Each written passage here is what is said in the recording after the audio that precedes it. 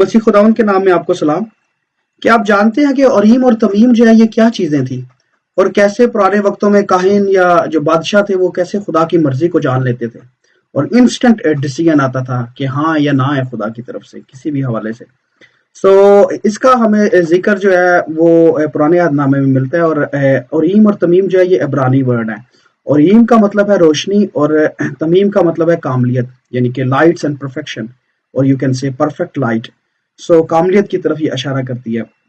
اور یہ ایسا تھا کہ جو ہارون سردار کاہن تھا نا، اس کا جو عدل کا سینہ بنتا، اس کے یہ پچھلی طرف جو اندر کی طرف جو تھا نا یہ ہوتے تھے۔ اور بعض لوگ کہتے ہیں کہ یہ جو تھے یہ 2 پتھر تھے، اور جو ربینیکل ٹیچنگ ہے، اور بعض کہتے تھے کہ نہیں یہ کچھ اور چیز تھی جو ایلیمینیٹ ہو جاتی تھی، جس سے خدا کی مرضی کا جو تھا نا فائنلی پتہ چلتا تھا کہ ہاں یا نہ ہے۔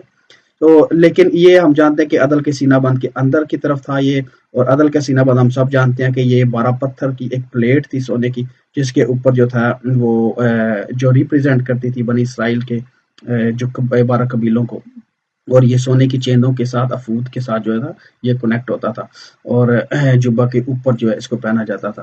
اور بائبل مقدس میں خروج کی کتاب میں اس کا ذکر ہمیں ملتا ہے، اور وہاں پہ لکھا ہے تو عدل کے سینہ بند میں اوریم اور تمیم کو رکھنا، اور جب ہارون خداوند کے حضور جائے تو یہ اس کے دل کے اوپر ہوں، یوں ہارون بنی اسرائیل کے فیصلہ کو اپنے دل کے اوپر خداوند کے روبرو ہمیشہ لیے رہے گا۔ سو یہ بیسیکلی فیصلے کی بات تھی، ٹھیک ہے۔ سو یہ فیصلہ ہوتا تھا اوریم اور تمیم کے تھرو۔ اور ہم دیکھتے ہیں کہ جو اس کا ہمیں ذکر آگے بھی ملتا ہے جہاں پہ بادشاہوں نے فیصلہ کیا، اور آج بھی ہم اپنی زندگی میں بھی جو ہے نا یس اور نو کا انسٹنٹ ڈیسیژن کرتے ہیں۔ اکثر کاموں میں جب ہمیں سمجھ نہیں آ رہی ہوتی، ہم کنفیوز ہوتے ہیں، سو لوگ مختلف طریقوں سے جو ہے نا ٹاس کر کے ہاں نہ میں، وہ بعض لوگ مٹھیاں بند کر کے کھول کے دیکھ لیتے ہیں ساتھ میں اور ساتھ میں۔ سو there are lot of ways. سو پرانے عہد نامے میں جو خدا کی مرضی جانتے تھے، چونکہ بادشاہ اور بڑے بڑے فیصلے ہوتے تھے، تو وہی اوریم اور تمیم جو خدا نے دیا ہوا تھا۔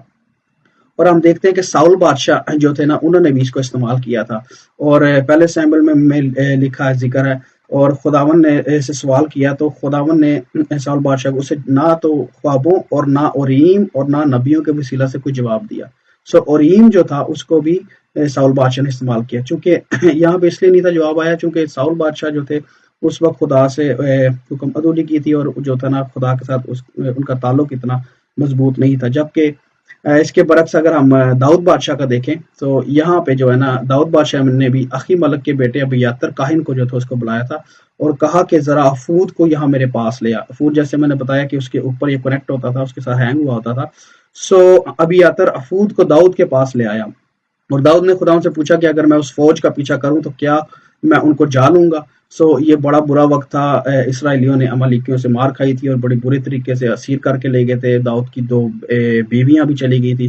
سو تب جو تھا نا خدا سے پوچھا تھا کیونکہ وہ آلریڈی مار کھا چکے تھے۔ تو اس دفعہ خدا کا جواب پازیٹیو تھا، اور لکھا ہے اس نے اس سے کہا کہ پیچھا کر کیونکہ تو یقیناً ان کو جا لے گا اور ضرور سب کچھ چھڑا لے گا۔ سو اس طریقے سے پھر جو کاہن تھا وہ آگے اس کو انٹرپریٹ کرتا تھا کہ ہاں جی جانا ہے کہ نہیں جانا۔ اچھا، اس کا ہمیں آخری بار جو ذکر ہے نا وہ عزرا کی کتاب میں ملتا ہے، اور وہاں پہ لکھا ہے اور حاکم نے ان سے کہا کہ جب تک کوئی کاہن اوریم تمیم لیے ہوئے نہ اٹھے تب تک وہ پاک ترین چیزوں میں سے نہ کھائیں۔ سو یہ کنفیوز تھے اس ٹائم چیزوں کے حوالے سے کھائیں یا نہ کھائیں۔ تو حاکم کہتا ہے کہ اگر کوئی کاہن ہو تو وہی بتا سکتا ہے خدا کی مرضی کیا ہو سکتی ہے اس کے لیے، لیکن چونکہ اس وقت بابل کی اسیری کا دور گزر رہا تھا، ہیکل تباہ ہو چکی تھی اور نبوکدنضر سب کچھ لے گیا تھا، تو ان کے پاس کوئی چیز نہیں تھی بچی، ٹھیک ہے، اور پاک ترین مقام کی چیزیں اور ہیکل کی ساری چیزیں جو تھی وہ جا چکی تھی۔ سو کوئی بتانے والا نہیں تھا۔ سو کہنے کا مطلب یہ سوری کہ جو ہے نا پرانے وقت میں اس طریقے سے خدا کی انسٹنٹ مرضی جانی جاتی تھی، اور اس کا پرانے عہد نامے کا جو ہے نئے عہد نامے سے کلیئر کنیکشن ہے، ہر چیز ہر حوالے سے۔ اور ہم دیکھتے ہیں کہ نئے عہد نامے میں جو ہے نا وہ پرفیکٹ لائٹ یا کاملیت یا نور یا روشنی کس کی طرف اشارہ کرتا ہے، اور ہم سب جانتے ہیں کہ کامل انسان کے طور پہ اگر کوئی تھا تو وہ خداوند یسوع مسیح تھے۔ کامل خدا جو تھا اگر کوئی ہے یا تھا تو وہ بھی یسوع مسیح تھے اور ہیں، اور انہوں نے ہی کلیم کیا ہے کہ دنیا کا نور میں ہوں، مجسم کلمہ میں ہوں، کامل انسان میں ہوں، اور الفا اور اومیگا بھی میں ہوں، ٹھیک ہے۔ اور یہ دیکھیں یہ جو اوریم ہے، یہ اوریم جس کے اوپر جس کے نیچے روشنی لکھا ہے، یہ الف سے شروع ہوتا ہے، ٹھیک ہے۔ سو الف اس کا پہلا الفابیٹ الف ہے، جبکہ تمیم اگر ہم دیکھیں تو اس کا جو ہے یہ پہلا الفابیٹ یہ تاو ہے، اوکے. سو یہ تاف جو ہے یہ آخری الفابیٹ ہے عبرانی زبان میں، اور الف جو ہے یہ پہلا الفابیٹ ہے عبرانی زبان میں. تو اگر ہم اس کو دوسرے الفاظ میں کہیں الفا اینڈ اومیگا، تو یہ غلط نہیں ہے. جیسے الف اور بڑی ہے، جیسے الف پہلا ہے اور بڑی ہے سب سے آخر میں ہے. سو اسی طرح گریک میں الفا اور اومیگا کہا گیا ہے. سو یہ وہی ہے، ٹھیک ہے. سو اور ایلومینیٹ ہوتا تھا، یہ گائیڈنس دیتا تھا. سو یہ ساری کی ساری چیزیں نئے عہد نامے میں اگر کسی کو میچ اپ کرتی ہیں تو خداوند یسوع مسیح کو کرتی ہیں. آمین.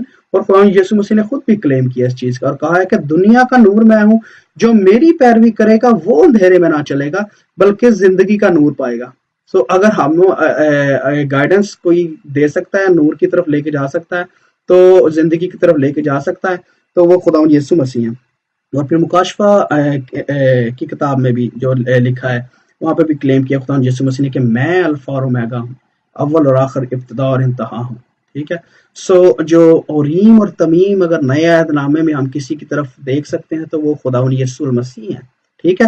اور بعض پاسٹر جو جوڈائزم کو سمجھتے ہیں، ٹھیک ہے، وہ کہتے ہیں کہ دس از اے سگنیچر، جو الف اور تاو ہے وہ سگنیچر ہے خداوند یسوع مسیح کا، دوسرے لفظوں میں. آمین.